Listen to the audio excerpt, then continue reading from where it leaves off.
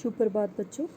आज हम आपकी पाठ्य पुस्तक में स्वामी अमरनाथ की यात्रा जो कि पाठ नंबर 16 है उसका सार जो पढ़ रहे थे, उसका शेष भाग जो बचता है आज हम उसको कंप्लीट करेंगे।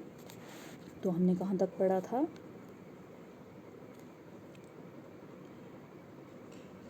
हमने यहाँ तक पढ़ा था, आगे का मार्ग शेषनाग की ओर जाता है। लगभग 35 मीटर ऊंचाई पर स्थित शेषनाग नामक झील इस यात्रा का मुख्य आकर्षण है। तो शेषनाग जो मार्ग है, इससे 35 मीटर ऊंचाई पर शेषनाग नामक झील है जो यात्रियों का क्या है, मुख्य आकर्षण है। मीन्स यात्रियों की अट्रैक्शन जो है, जो यात्री यहाँ पर यात्रा करने जाते हैं तो सबसे अट्रैक्टिव चीज़ जो रास्ते में आती है वो शेषनाग नामक झील आती है। इस झील में स्नान करने का बड़ा महत्व है। महत्व का मतलब क्या होता है? इम्पॉर्टेंस। तो इस झील में नहाने का, स्नान मीन्स नहाने का बड़ा महत्व है। यात्री जो हैं वो इस झील में नहाते हैं। शेषनाग की एक ओर वावजन का पठार है। यहाँ प्रायः तेज़ हवाएं चलती हैं। रात को यहाँ यात्री विश्राम करते हैं। अगले दिन यात्री महागुंस की ओर चल पड़ते हैं। शिखर के उस पार, शिखर क्या हो गया? चोटी, ठीक है। शिखर के उस पार 1 किलोमीटर की ढलान है जो पंचतरनी घाटी क्या हो गया? वैली, ठीक है। पंचतरनी घाटी में समाप्त हो जाती है और आगे बढ़ती है। पंचतरनी घाटी क्या है? अब पंचतरनी घाटी इसको इसलिए कहा गया है क्योंकि यहाँ 5 नदियाँ बहती हैं। तो पंचतरनी घाटी क्या है? एक विशाल मैदान है, बहुत बड़ा मैदान है और इस घाटी में 5 नदियाँ बहती हैं, इसीलिए इसको पंचतरनी घाटी कहा गया है। पंचतरनी से आगे एक संकरी पगडंडी से जाना पड़ता है। अब पगडंडी क्या हो गया? पैदल चलने का रास्ता जो होता है उसको बोलते हैं पगडंडी। तो नीचे अमर गंगा पहाड़ी नाले की गरहाट सुनाई पड़ती है। तो नीचे जब इस पगडंडी से चलते हैं तो नीचे अमर नाला जो है उसकी आवाज़ जो है वो सुनाई पड़ती है। आगे चलकर अमर गंगा प्रत्यक्ष दिखाई देती है। तो आगे चलकर अमर गंगा जो है वो साफ साफ दिखाई देती है। स्वामी अमरनाथ की गुफा अमर गंगा से लगभग 35 मीटर की ऊंचाई पर स्थित है। तो जो स्वामी अमरनाथ जी की गुफा, जो हम ये स्वामी अमरनाथ जी की यात्रा जो पाठ पढ़ रहे हैं, इसमें मेन जो स्वामी अमरनाथ जी की गुफा है वो ये अमर गंगा से 35 मीटर की ऊंचाई पर पाई जाती है।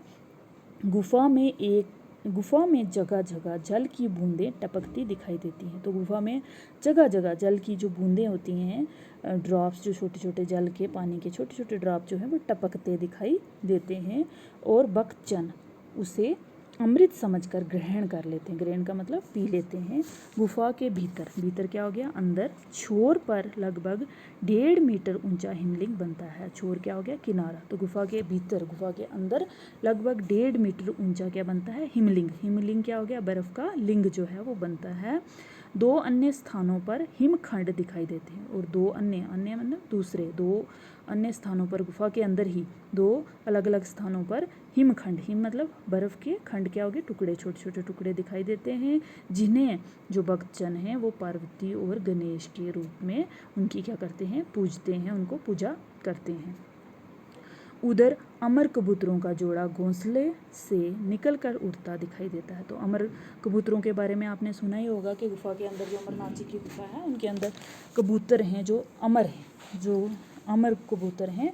जो उन्होंने ये कथा सुनी थी अमरनाथ जी की, तो ये कथा सुनने के कारण वो अमर हो गए थे। तो वो कबूतर माना जाता है, आज भी वही कबूतर जो हैं वो उस गुफा में पाए जाते हैं। तो ये अपने घोंसले में से निकलकर इधर उधर उड़ते दिखाई देते हैं। श्रद्धालु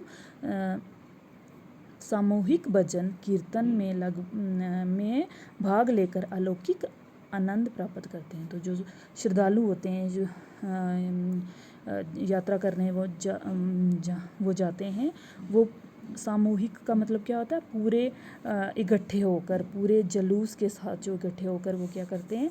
भजन कीर्तन करते हैं और क्या करते हैं? अलौकिक आनंद प्राप्त। अलौकिक का मतलब क्या होता है?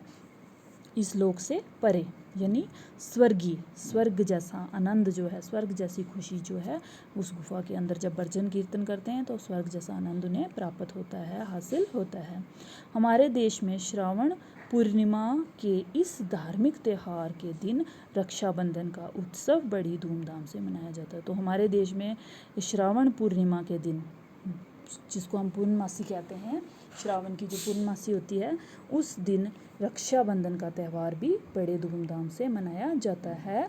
इस दिन जो अमरनाथ जी की गुफा में शिवलिंग जो बनता है, हिमलिंग जिसे हम कहेंगे, उस हिमलिंग वो जो बन रहा होता है वो पूरी आकार में रक्षाबंधन के दिन अपने पूरे आकार में आ जाता है। तो इसी दिन हम श्रावण की जो पूर्णमासी होती है उसी दिन हम रक्षाबंधन का त्यौहार भी जो वो बड़ी धूमधाम से मनाते हैं। तो ये था आपकी पाठ्य पुस्तक में से पाठ नंबर 16 स्वामी अमरनाथ की यात्रा जो पाठ था उसका सार।